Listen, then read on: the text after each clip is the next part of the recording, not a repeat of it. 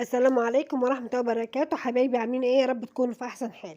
النهارده ان شاء الله هنعمل الناجتس الاقتصادي اللذيذ الموفر. حاجة كده هوت، يعني مش هتعرفيها غير لما تجربيها.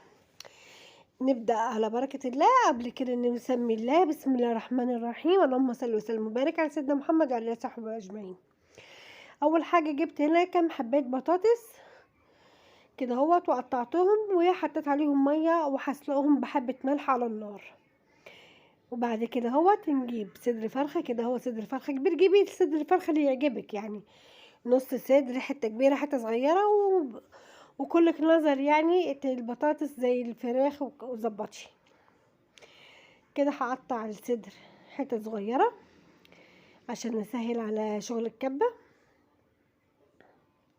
كده خلصت الصدر كله وطلعت منه الشوك، العظمة الصغيرة دي اللي بتبقى في تحت.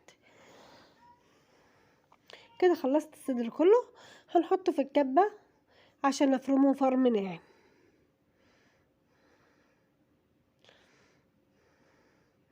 كده هفرمه كويس. متنسيش لو بتتابعيني تكملي لغاية الاخر، عشان حاجة هتفيدك ان شاء الله، هتبقى كويسة بالنسبة لك. وكمان اشتركي لو مش مشتركة، يسعدني اشتراكك وفعلي زر الجرس يوصلك مني كل جديد. وما تنسيش اللايك، اهم حاجة. كده انا طحنت الفراخ او فرمت الفراخ كويس. هنحط عليهم بقى معلقة نشا، معلقة دقيق، دول معلقتين بقسماط، معلقة ملح، معلقة فلفل، معلقة بهارات فراخ، معلقة بابريكا، كل دي بالمعلقة بتاعة البهارات الصغيرة، وبيضاية. هنقلب الخليط ده كده كويس.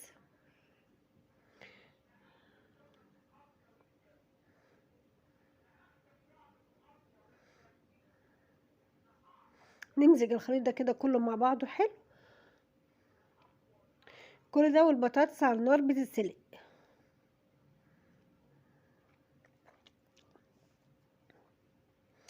كده البطاطس اهي سلقتناها،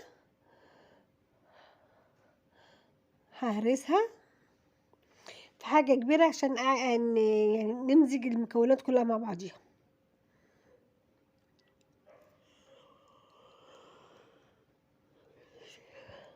حاجة كده تنفع لسندوتشات العيال في المدارس، للرحلات، للفطار، للعشاء. سندوتشات تبقى في العشاء جميلة جدا، وحاجة كده حلوة. وهنزودوها بحبة بطاطس عملناها اقتصادية، يعني تكفي عيلة كبيرة او تكفيكي مرتين تلاتة بصدر فرخة.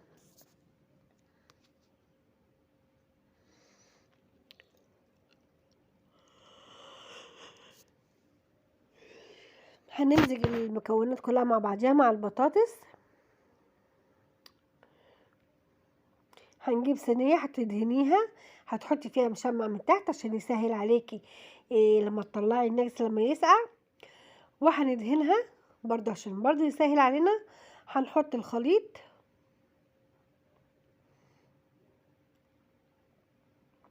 وهنفرده بايدينا كده اهوت فردة كويسة.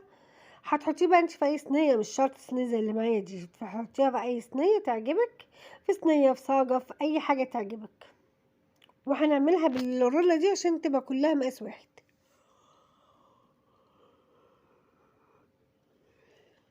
انا عملتها كده، وبعد ساعتين ما صبروش عليها وعايزين ياكلوا منها، فجبتها وقطعتها فلقيتها عالية.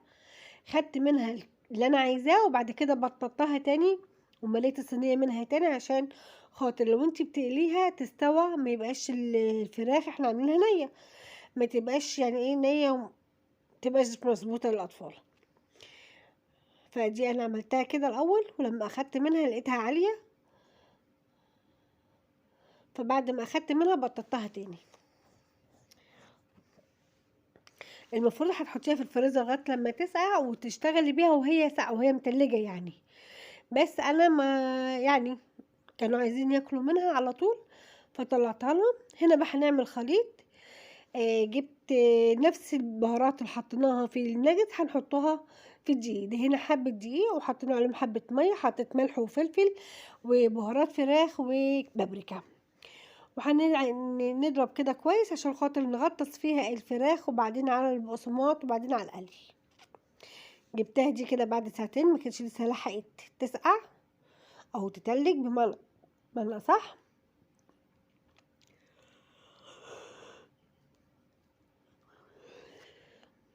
كنت بطلع، كنت لقيتها يعني تخينة زيادة عن اللزوم. عشان تستوي في الزيت لازم تبقى اقل من كده شوية السمك عشان خاطر تستوي كويس. قسمتها، اخدت بقى الكمية اللي انا عايزاها والباقي رجعت بططت الصينية تاني، مليتها تاني وقطعتها من اول وجديد.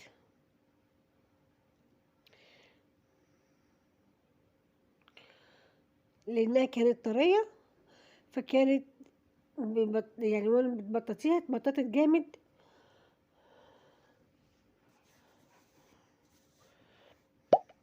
شكلها اختلف.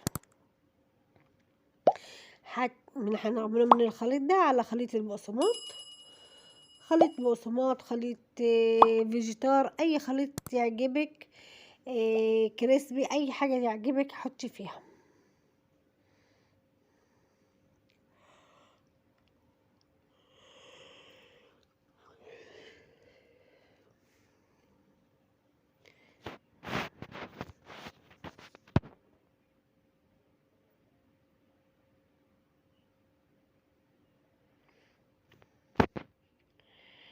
وبعد كده هتقليها في زيت، هيكون الزيت سخن، بعدين هتوطي النار يعني تخليها اقل من المتوسط عشان الفراخ تستوي، ما تتحمرش وتاخد لون وهي لسه ما استوتش من جوه.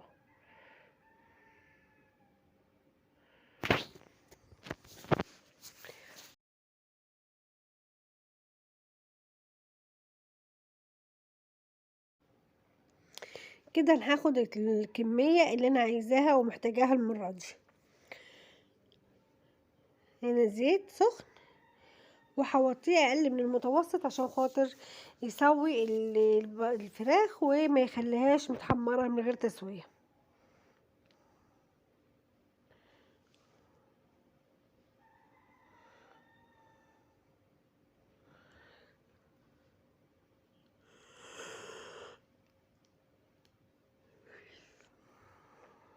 ننزلها في الزيت وهقلبها على الوشين ونطلعها على طول كده. لو صوت بس انا كتمت الصوت، مخرفشة جميلة قوي وكلها مقرقشة وجميلة خالص. عملتها في سندوتشات. العيش ده هينزل تقريبا في الفيديو اللي قبل الناجتس على طول.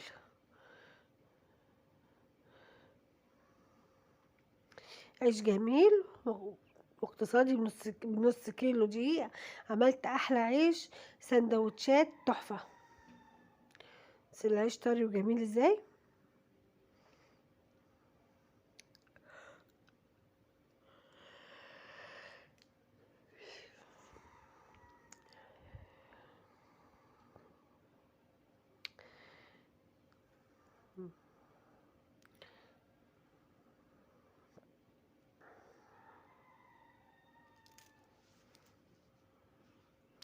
سندوتشات عملتها سندوتشات كبيرة وحلوة.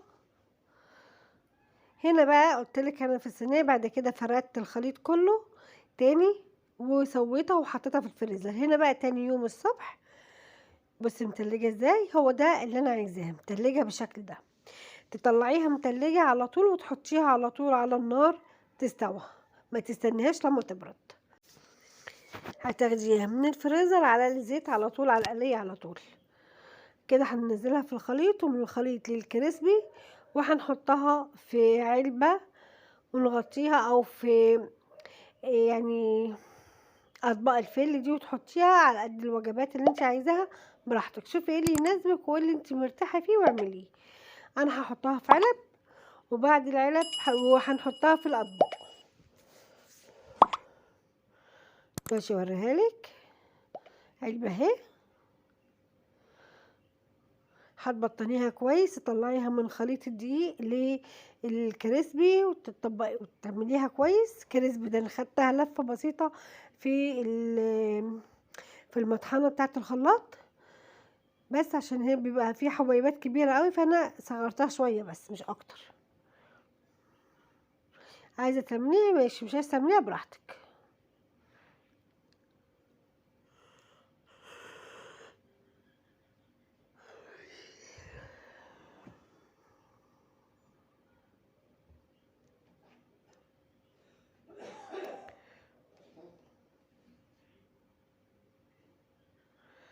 سرعت عشان خاطر الفيديو ما يطولش عليكي، بس هو كل حاجه واضحه. من كل طبقه وطبقه هنحط كيسه نايلو، وادي كيسه في الاخر اهي عشان نغطيها،